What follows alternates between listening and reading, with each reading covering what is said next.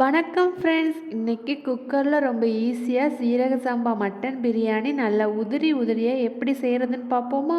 வீடியோக்குள்ளே போகிறதுக்கு முன்னாடி நம்ம வீட்டு விலாக் எஸ்எம் சேனலை இன்னும் நீங்கள் சப்ஸ்கிரைப் பண்ணலன்னா மறக்காமல் சப்ஸ்கிரைப் பண்ணிவிட்டு கூடவே இருக்க பெல் ஐக்கானையும் கிளிக் பண்ணிக்கோங்க.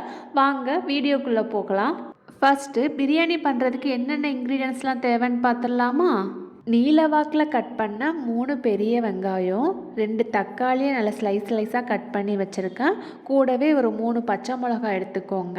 அப்புறம் பொடியாக நறுக்கின புதினா, கொத்தமல்லி, நல்ல ஃப்ரெஷ்ஷாக ஃபைன் பேஸ்ட்டாக அரைச்ச இஞ்சி பூண்டு விழுது, 200 மில்லி அளவு தயிர், 100 மில்லி அளவு எண்ணெய். நான் இன்றைக்கி தேங்காய் எண்ணெய் எடுத்திருக்கேன். நீங்கள் சமையலுக்கு என்னென்ன யூஸ் பண்ணுவீங்களோ அந்த எண்ணெய் யூஸ் பண்ணிக்கோங்க. அப்புறமா 50 கிராம் நெய், 10 to 15 முந்திரி எடுத்துக்கோங்க. 25 கிராம் சக்தி பிரியாணி மசாலா எடுத்திருக்கேன். உங்கள் ஊரில் என்ன பிரியாணி மசாலா கிடைக்குமோ அது 25 கிராம் எடுத்துக்கோங்க. அப்புறம் பிரியாணிக்கான ஸ்பைசஸ் என்னெல்லாம் எடுத்திருக்கேன்னு பார்த்தீங்கன்னா, பிரியாணி இலை, கொஞ்சமாக பட்டை, ஒரு 4 கிராம்பு, 4 ஏலக்காய், கொஞ்சமாக சோம்பு, ஒரு அன்னாசிப்பூ 1, ஒரு 4 மராட்டி முக்கு. இதெல்லாம் இந்த ஸ்பைசஸ்லாம் நான் இன்றைக்கி எடுத்திருக்கேன்.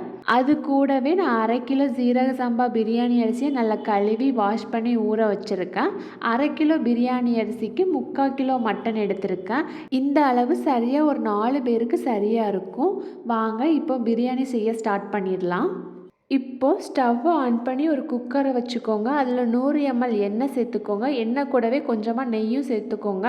எண்ணெய் சூடானதை நம்ம எடுத்து வச்சிருந்த ஸ்பைசஸ் எல்லாம் சேர்த்து நல்லா வதக்கிக்கோங்க.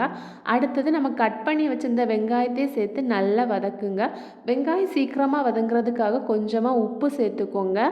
கூடவே நம்ம எடுத்து வச்சிருந்த பச்சை மிளகாயும் சேர்த்து நல்லா வதக்கிக்கோங்க. வெங்காயம் நல்லா லைட் ப்ரௌன் கலர் ஆகிறது வரை வதக்கிக்கோங்க. வெங்காயம் எந்த அளவுக்கு வதங்குதோ அந்த அளவுக்கு பிரியாணிக்கு நல்ல டேஸ்ட் இருக்கும்.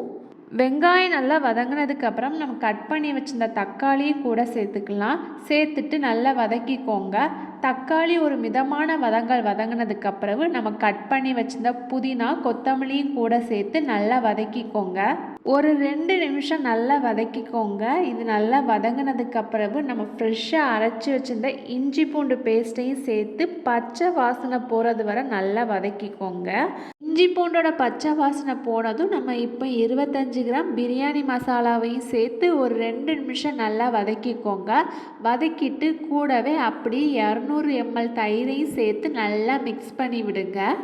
மசாலா பிரியாணிக்கு ரெடியானதும் நம்ம கழுவி வச்சிருந்த 3/4 கிலோ மட்டனையும் உள்ளே சேர்த்து மசாலா எல்லாம் கறியில் படுற மாதிரி நல்லா கிளறி விடுங்க. பாருங்க, மசாலா எல்லாம் கறியில் நல்லா படுற மாதிரி கிளறி விட்டாச்சு. இப்போ நம்ம தேவையான அளவு உப்பு சேர்த்துக்கலாம். உப்பு சேர்த்துட்டு உப்பு எல்லா பக்கமும் படுற மாதிரி கறியில் கிளறி விட்டுக்கோங்க.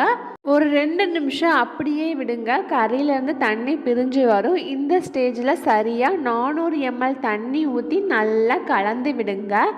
இப்போ மசாலா லைட்டாக ஒரு கொதி வந்ததுக்கப்புறவு குக்கரை க்ளோஸ் பண்ணிவிட்டு வெயிட் போட்டுட்டு ஒரு 3 விசில் விடலாம். எங்கள் ஊரில் மட்டன் 3 விசில்லே வெந்துடும். ஆனால் இன்கேஸ் உங்கள் ஊரில் மட்டன் வேக டைம் எடுக்குன்னா எக்ஸ்ட்ரா விசில் விட்டுக்கோங்க. 3 விசில் ப்ரெஷர் அடங்கினதும் குக்கரை ஓப்பன் பண்ணி கறி வெந்துடுச்சான்னு நம்ம செக் பண்ணிடுவோம். பாருங்கள், என்னோடய கறி வெந்துடுச்சு. இன்கேஸ் உங்களோட மட்டன் வேகாமல் இருந்துச்சுன்னா எக்ஸ்ட்ரா ஒரு 2 விசில் விட்டுக்கோங்க. மீடியமாக வெந்தால் போதும். இப்போது நம்ம ஊற வச்சிருந்த ஜீரக சம்பா அரிசியை உள்ளே சேர்த்துட்டு மெதுவாக கிளறி விடுங்க. இப்போது குக்கரை சும்மா மேலாப்பில் மூடி ஒரு 5 நிமிஷம் கொதிக்க விடுங்க. தண்ணியும் அரிசியும் சேர்ந்து நல்லா கொதித்து வரும்போது மறுபடியும் குக்கரோட மூடியை போட்டு வெயிட் போட்டு ஒரே ஒரு விசில் விட்டுட்டு ஸ்டவ் ஆஃப் பண்ணிவிடுங்க. விசில் ப்ரெஷர் அடங்குற கேப்பில் ஒரு சின்ன பேனில் 2 டீஸ்பூன் அளவு நெய் ஊற்றிட்டு நம்ம எடுத்து வச்சிருந்த முந்திரியும் சேர்த்து நல்லா வறுத்து எடுத்துக்கோங்க. லைட் ப்ரௌன் கலரில் வர மாதிரி வறுத்து எடுத்துக்கலாம். இப்போ ப்ரெஷர் முழுமையாக அடங்கினதும் குக்கரை ஓப்பன் பண்ணி பார்த்துருவோம். ஆஹா, வாவ், செம வாசனையாக இருக்குது. இப்போ நம்ம நெய்யில் வறுத்து வச்சிருந்த முந்திரியும் சேர்த்து மெதுவாக கிளறி விடுங்க. பாருங்கள், அரிசி ஒன்றோடு ஒன்று ஒட்டாமல் குலையாமல் செம உதிரியாக சீரக சம்பா மட்டன் பிரியாணி ரெடி ஆயிடுச்சு. நீங்களும் உங்கள் வீட்டில் கண்டிப்பாக ட்ரை பண்ணி பாருங்கள். இந்த வீடியோ பிடிச்சிருந்தா நம்ம வீட்டு விலாக் எஸ்எம் சேனலை சப்ஸ்கிரைப் பண்ணி சப்போர்ட் பண்ணுங்கள். தேங்க்ஸ் ஃபார் வாட்சிங்.